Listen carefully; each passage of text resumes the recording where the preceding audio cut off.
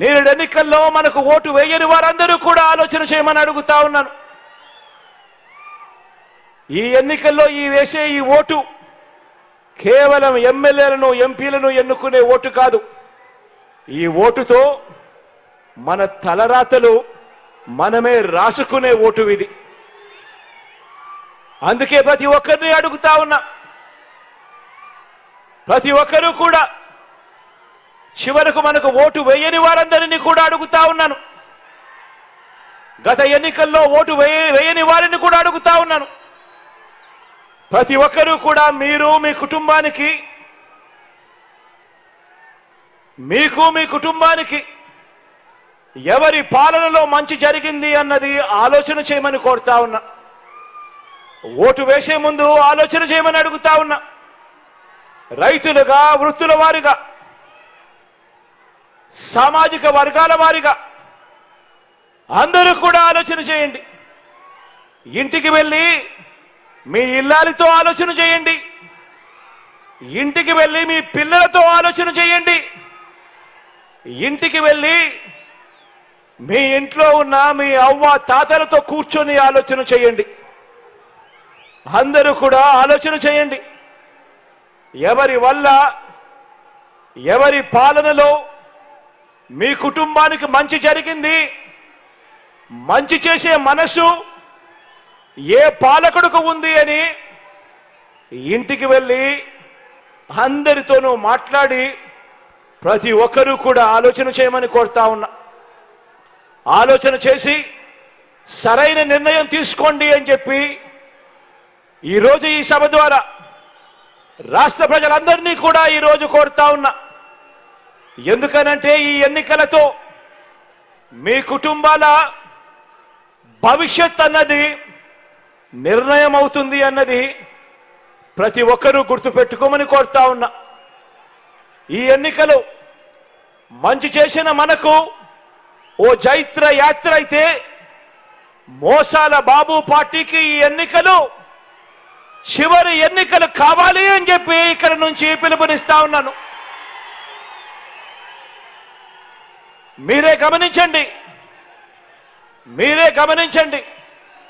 మీరు నమ్మి అధికారం నాకు ఇచ్చినందుకు మీ జగన్ ఈ 5 ఏళ్లలో 77 ఏళ్ల స్వతంత్ర భారతదేశంలో ఏ ఒక్క ప్రభుత్వం కూడా తీసుకురాని ఎన్ని మంచి మార్పుల్ని తీసుకువచ్చాడో మీకే కనిపిస్తా ఉంది.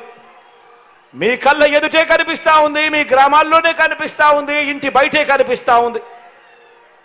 మచ్చుకు అందులో కొన్ని మార్పుల్ని మీ ముందు ఈరోజు ఉంచుతా ఉన్నాను. ఈ మార్పులకు ప్రజలంతా కూడా మద్దతు పలకడం ఎంత అవసరమో ఒక్కసారి మీరే గమనించమని చెప్పి కోరుతా ఉన్నాను. మీరే చెప్పండి అని కూడా కోరుతా ఉన్నాను. ముందుగా గ్రామం ఎలా మారిందో ఈ 58 నెలల కాలంలోనే ఎప్పుడూ కూడా చూడని విధంగా ఈరోజు గ్రామంలోకి మీరు అడుగుపెట్టిన వెంటనే మీ గ్రామంలో విలేజ్ సెక్రటేరియట్, వార్డు అయితే వార్డు సెక్రటేరియట్, ఈ విలేజ్ సెక్రటేరియట్, ఈ వార్డు సెక్రటేరియట్ అంటే మీ జగన్ ఎప్పుడు వచ్చాయి అని అంటే ఈ 58 నెలల కాలంలోనే. అందులో 10 మంది మన పిల్లలు, మన చెల్లెమ్మలు, మన తమ్ముళ్ళు మన కొరకు అక్కడే మన గ్రామంలోనే ఉద్యోగాలు చేస్తూ అక్కడే కనిపిస్తారు. ఎవరు తెచ్చారు అని అంటే మీ జగన్ ఇంటికే వచ్చి చిక్కటి చిరునవ్వులతో వాలంటీర్లు అందించే పెన్షన్ 1వ తేదీన సూర్యోదయానికంటే ముందే సెలవు దినమైన ఆదివారమైనా కూడా అవ్వ తాతల ముఖంలో చిరునవ్వును చూడాలని ఆరాటపడుతూ మనవల్లగా మనవడుగా ఇంటికే వచ్చి చిక్కటి చిరునవ్వులతో వాలంటీర్లను అందించే పెన్షన్ అంటే జరిగింది చేసినది మీ జగన్ ఈ 58 నెలల్లోనే. లంచాలు లేకుండా వివక్ష లేని పాలన ఎప్పుడు వచ్చింది అనంటే ఈ 58 నెలల కాలంలోనే మీ జగన్ ముఖ్యమంత్రి అయిన తర్వాతనే. అవునా?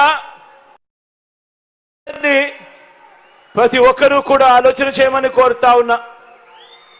మరి ఈ పని చంద్రబాబు ఎందుకు చేయలేకపోయాడు? అందరూ ఆలోచన చేయమని కోరుతా ఉన్నా. పౌర సేవలు మన ప్రభుత్వంలో ఎలా మారాయో మీరే చూడండి, మీరే గమనించండి అని కోరుతా ఉన్నా.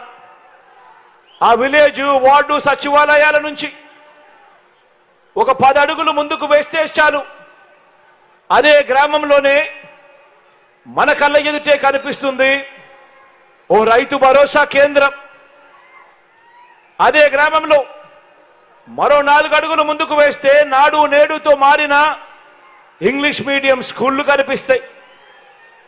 అదే గ్రామంలోనే మరో 4 అడుగులు ముందుకు వేస్తే అదే గ్రామంలో విలేజ్ క్లినిక్లు, అక్కడే అదే గ్రామంలో ఓ మహిళా పోలీస్. ఇవన్నీ నెలకొల్పింది ఎవరు అనంటే మీ జగన్. జరిగింది ఎప్పుడు అనంటే ఈ 58 నెలల పాలనలోనే. పౌర సేవల్లో ఏది కావాలన్నా అంటే బర్త్ సర్టిఫికేట్ కావచ్చు, పెన్షన్ కావచ్చు, రేషన్ కావచ్చు, ప్రభుత్వ పథకాలు కావచ్చు, ఇంటింటికి వెళ్ళి తలుపు తట్టి అందిస్తా ఉన్న పాలన ఎప్పుడు వచ్చింది అనంటే అది ఈ 58 నెలల కాలంలోనే మీ బిడ్డ ముఖ్యమంత్రి స్థానంలో కూర్చున్న తర్వాతనే. అవునా కాదా? అవునా కాదా? ప్రతి ఒక్కరూ కూడా ఇంటికి వెళ్ళి ఆలోచన చేయండి, నలుగురితో ఆలోచింప చేసే విధంగా చెప్పండి.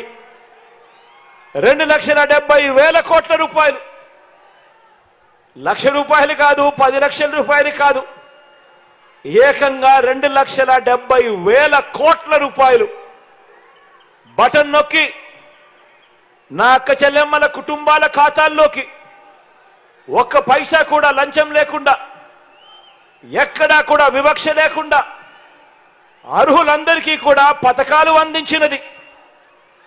గతంలో ఎప్పుడూ చూడని విధంగా